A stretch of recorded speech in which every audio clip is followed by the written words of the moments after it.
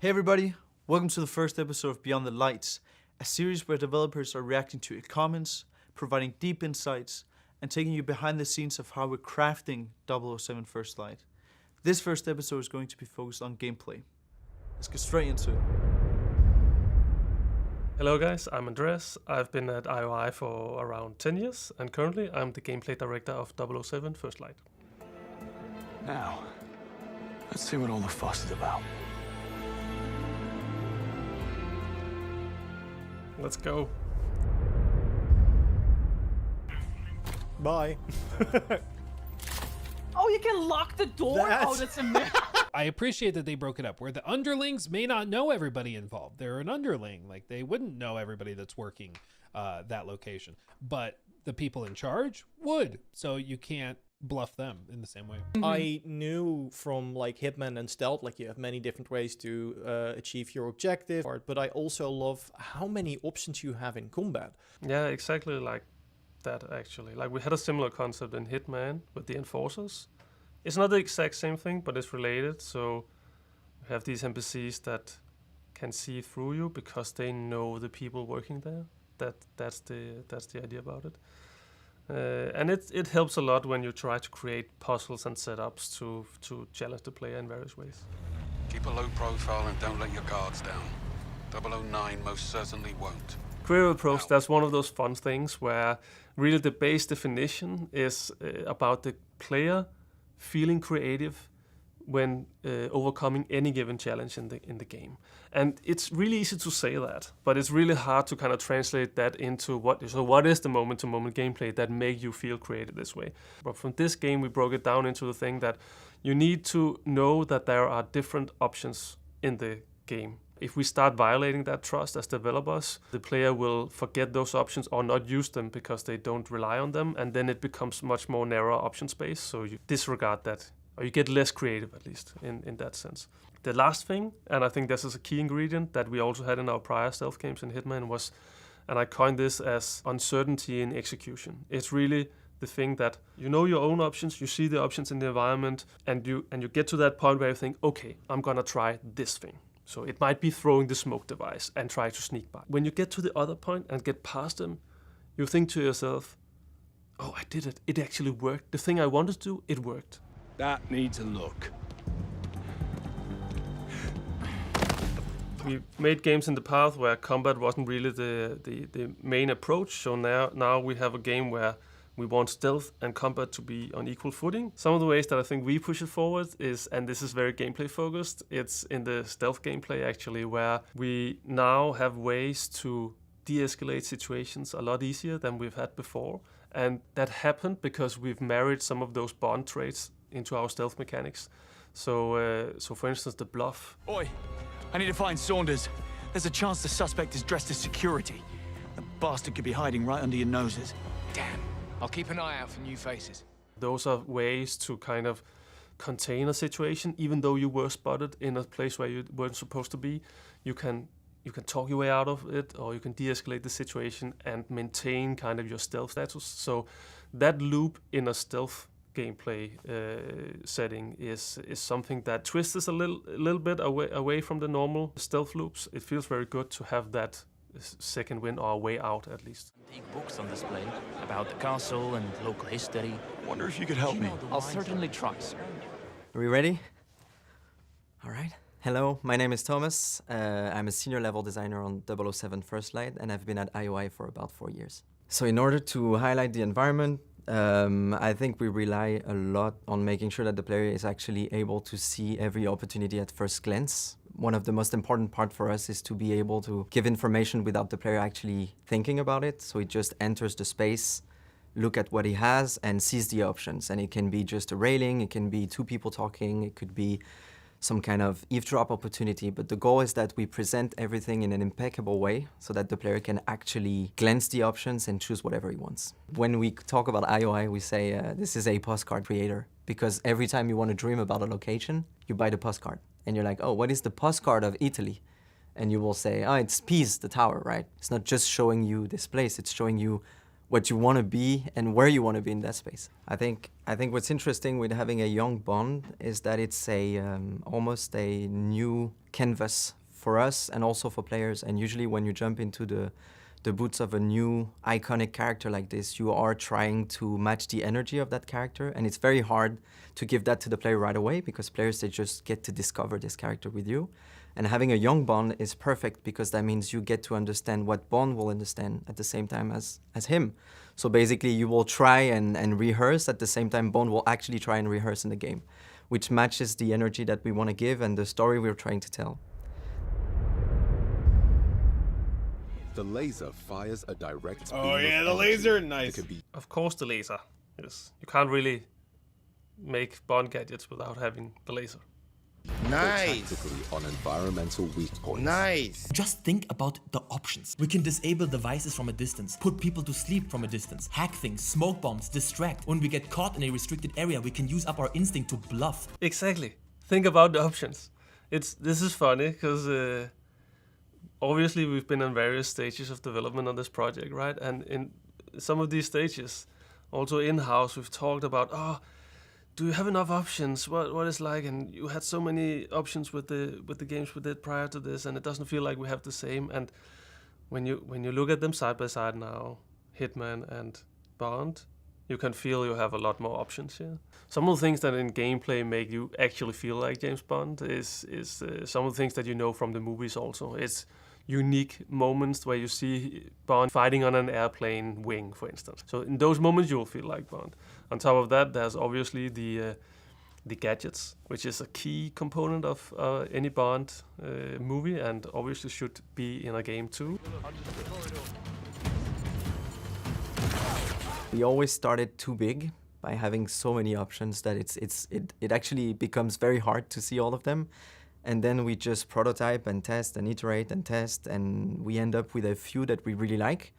And the rule from every mission and every encounter, rather social or combat, is to make sure the player has at least 3 or more different ways to solve one option and one puzzle or one situation. But there are some of these iconic things, like the laser. That's iconic, right? So we really wanted that in somehow. So what kind of object does the laser fit on, right?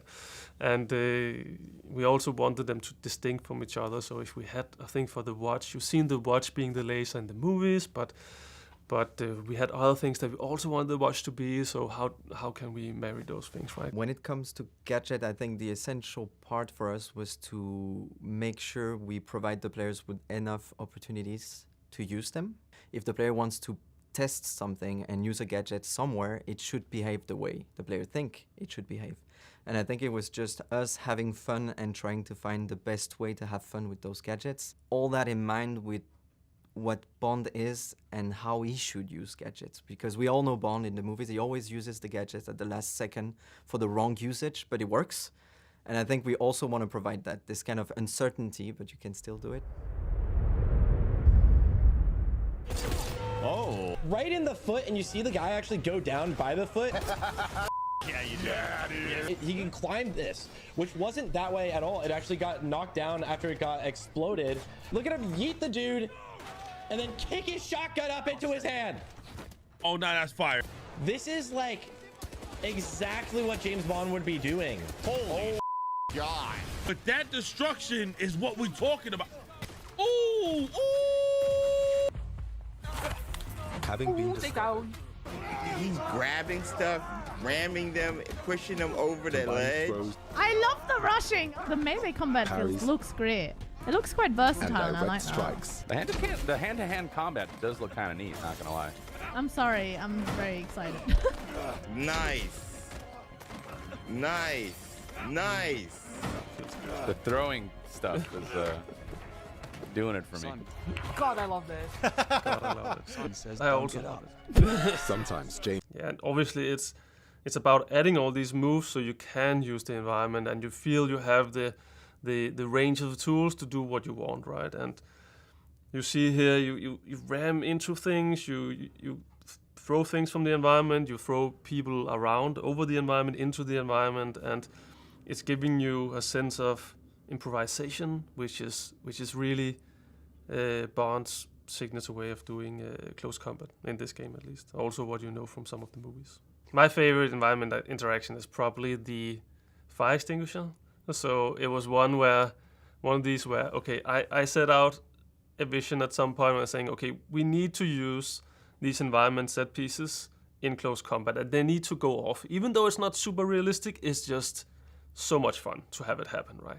So, and the signature first attempt was the fire extinguisher. So you grab somebody, you throw them into a fire extinguisher, and that fire extinguisher blows up. And it can blow that guy back in your face, or it can blow up other people surrounding him and whatnot. And the instant we tried it, you just laugh out loud. It's like so fun. So now it got all over the place, like with cement bags and scaffolding. Throw people into those, and it blows up. Yeah, you can shoot them in the feet now. We implemented something where we actually register that as not a direct kill. So this is a way to go through our spaces in a way that you don't kill anybody, even though we force combat on you in some specific cases.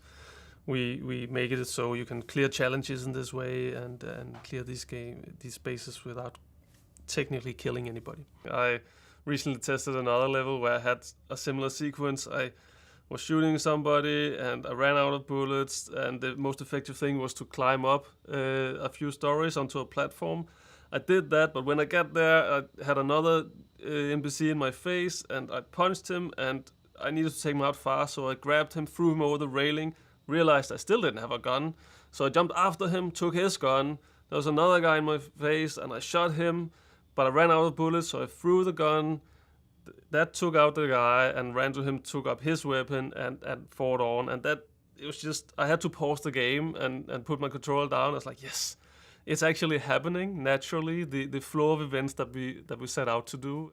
I think level design-wise, when we build combat arenas and encounters, the goal for us is to make sure the player has enough options to use all the mechanics we have, so gadgets, guns, and melee. And I think to be able to achieve that, the best way is to provide moment-to-moment and second-to-second options for the player to always be able to move around and always move forward. That's the main thing we try to have, is that the player has to go forward and he has to be able to actually always find options.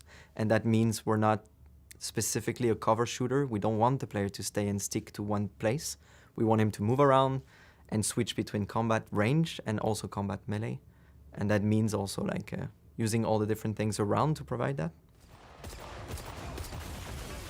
So combat scenarios are pretty different based on the mission and the context, right? So I think we have very guided combat moments where the player is there, everybody knows he's here and he's been seen, and you have to fight your way through, like every classic Bond movie. And in that sense, we usually provide forward momentum with guiding the player towards a very essential and visual element, so that you always know where you need to go and you're not lost, so that you can also focus on the combat mechanics we have, moving forward, going from melee to range, and also trying to find your way through with gadgets. In our previous games, combat, both range and close combat, was really a last resort for players. So this time around, we knew we had a protagonist that really, in James Bond, that really wanted a good combat experience. So we knew we had to craft that. We wanted it to be dynamic and reactionary and have that improvisation feel, as we know from James Bond as a character. And then I think the ultimate challenge was really the fact that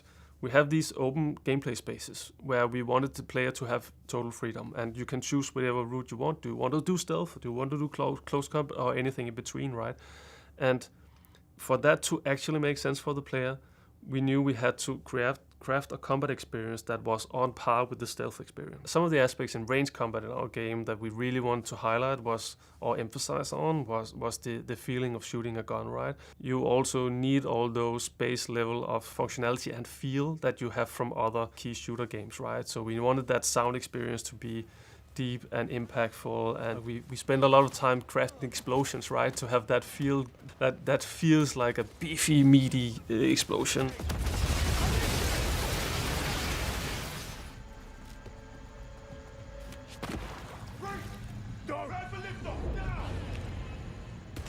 In 007 First Light feels like a very novel feature that we're doing here.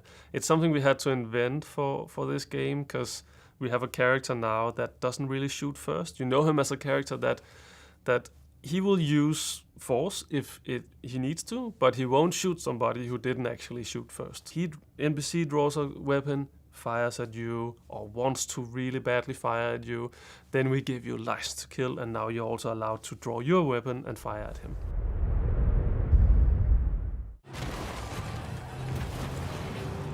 That's the car.